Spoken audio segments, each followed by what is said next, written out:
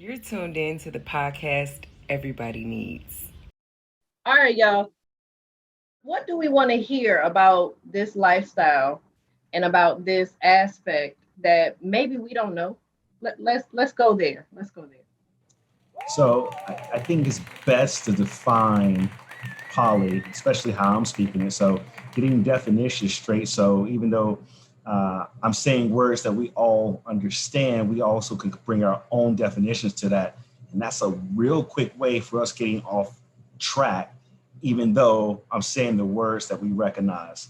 So polyamory, by my definition and understanding, is really having many loves. Uh, what should be noted is that those loves do not have to be erotic loves. They really can be intimate relationships that don't have to include sex.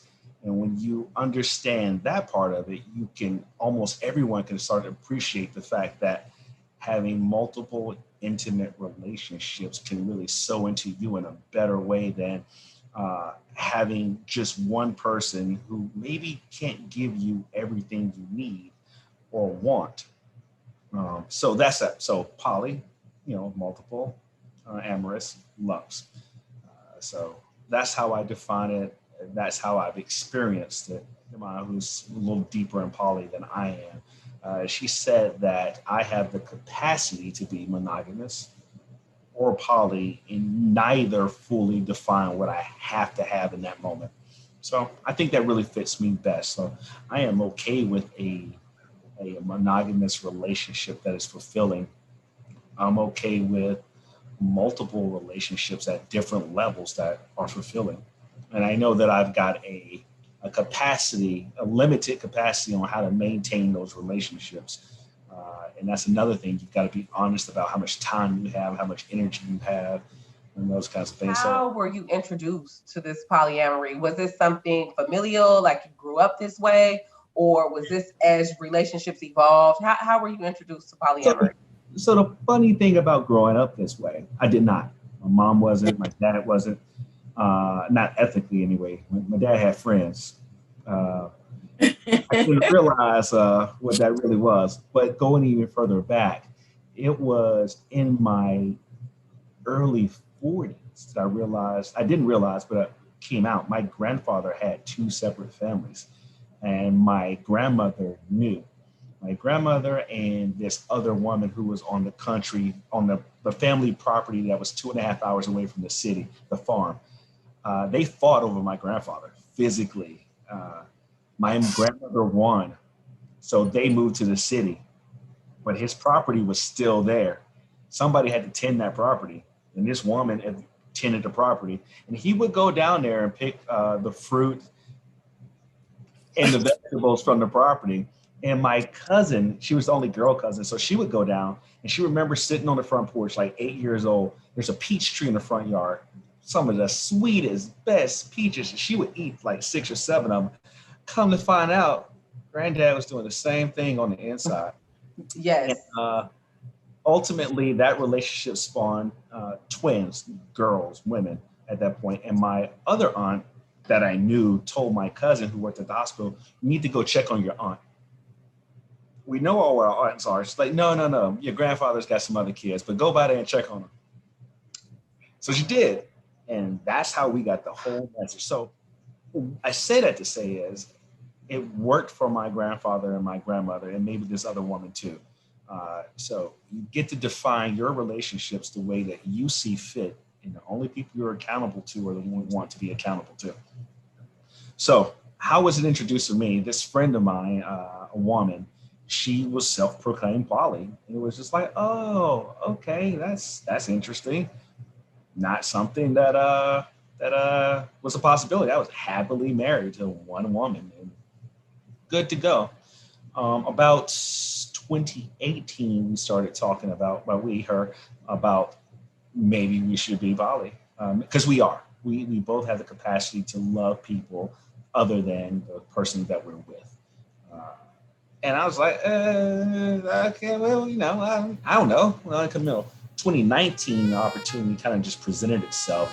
Uh, and we entered into, after lots of conversation, a throuple, a triad, three people, myself and the two other ladies. And we were all committed to this relationship, and all four of the relationships. So, there's three of us, but there's me and her, her and her, and us.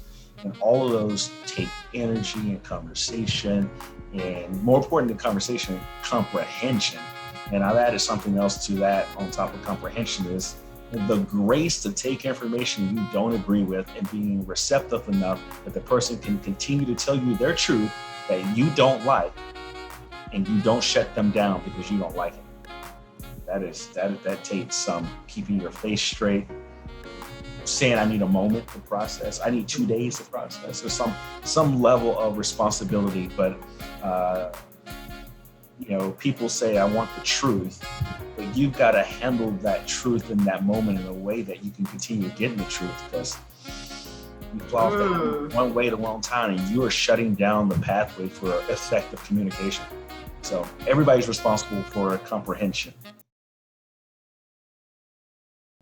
I like what you said. You have to handle the truth in a way that you can continue to receive the truth.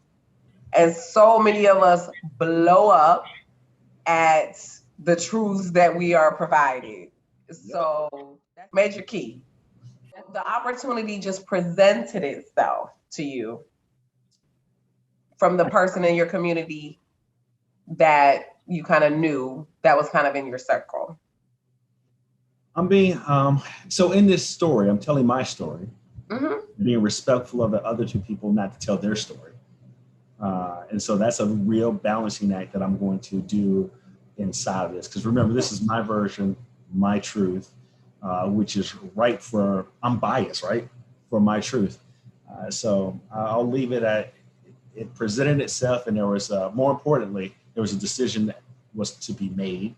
And we, the three of us, made that decision to enter into that, regardless of how it got introduced. That's always been one huge part. Everything you just said has been one huge part of why I've been very remiss to even the lifestyle of being in a poly lifestyle, is because of the emotional capacity, because it can become so heavy. What do you have that maybe is this magic potion that a lot of people, we're going to go there, say it that way, that you have that's enabled you to carry this emotional capacity? Is there something you do for yourself, or maybe a certain form of communication, so that you can clearly, cleanly maintain these relationships? I'll let you know when I get there. and that's honest. Like, I appreciate that, because it's that. Like any new thing, it takes research, practice, challenge, grace, rinse, repeat, again. You can read. Unfortunately, there's not a lot of elders in the community that are practicing. However, in conversation, there are plenty of elders who have done it. It's just like, Miss Carol, yeah, in my 30s, I tried it. It didn't work out.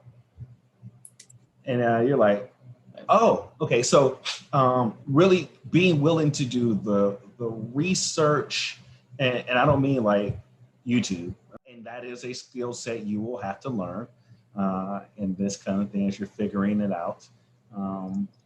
But for me, I treat people how I want to be treated. I also don't ask for anything I cannot give. And I am not receptive of something I cannot give too many times. I mean, if you go force it on me, like, sure.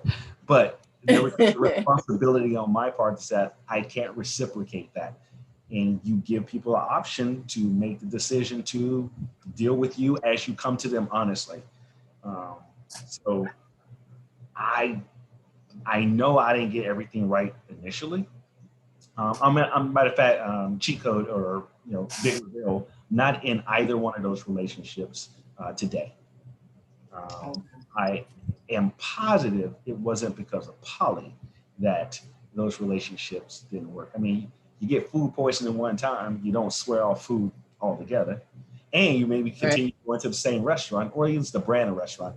Uh, just didn't agree with you in the moment, or you could ultimately be allergic to it, and you're gonna have to figure that out maybe on the fifth time. You're like, it really doesn't agree with me. So, what helps me be okay in dabbling and proceeding down that is knowing that I'm flawed, willing to be openly flawed, taking responsibility for that, uh, trying to change that behavior. And if I can't, digging deeper on understanding like, oh, I can't change because this is who I am, so I can't present like I'm not. So no more representatives coming in forth. It's like really be who you are. And that takes time, takes confidence. I'm getting older to the point where I may not have double my years right now. So it's like, let's refine these personal relationships and only really do the good ones and not take the other ones and turn them into bad ones. So if it ain't good, I'm out with grace.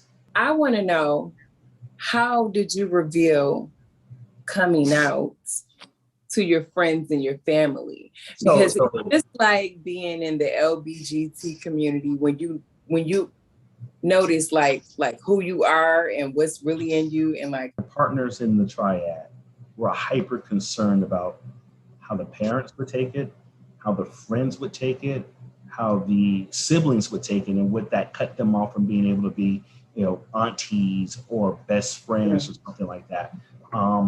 To a fault or to my credit, what's the F's if you're not feeding me, or whatever the other one is. Like feeding me, fucking me, and financing me. So yeah, if that and we were our own individuals. None of these parents were right. None of us are trust fund babies. All of our bills and everything was taken care of. Matter of fact, we were sliding to mama some. To be honest with you, I knew that like we're good-looking people in the sense that people notice us. So if we're even not doing PDA, but my hand's on the shoulder and then my hand's holding another one, then it's like something's happening. And I say like that's you. Carry that with confidence, and people will respond to how you present yourself. So if you're meek and embarrassed, it's going to open you up for criticism and conversation. But if you walk it, you walk it. And so talking to the mothers, and I'll let each mother be anonymous. So one mother talked to the other mother because they're friends, and they were like, I think something's going on with the three of them. At this point, the girlfriend had moved in. The way COVID has set, not COVID, actually, it was a move in because she was going to either be long distance or living with us. And I have the innate ability to see the shit show coming before the wagon rolled in. And so I will pivot to a decision hard and pretty much get my way. And I really do think it's a clairvoyance that's humbly been bestowed upon me, but don't mess up your gifts, whatever it is. And I was good at work because I could literally see the shit show coming. And early on, I didn't have the confidence to express that. So I was like, I don't think this is going to work out.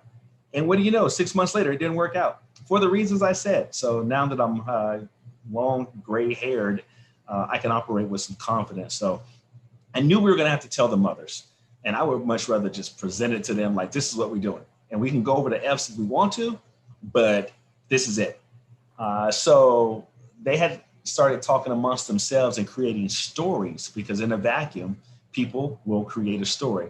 So if you don't want people talking about you, you can't control that. But if you want them to operate off what your truth is, tell them. If you care about those people. If you don't, let them make the stories up. So went to the mothers, and we were in a specific configuration where the ladies were sitting behind me, and I was sitting closer to the mothers who were in two other chairs, and I broke it down technically. We are in a polyamorous relationship. This woman is my wife's girlfriend. This woman is my girlfriend. And yes, we all sleep in the same bed together.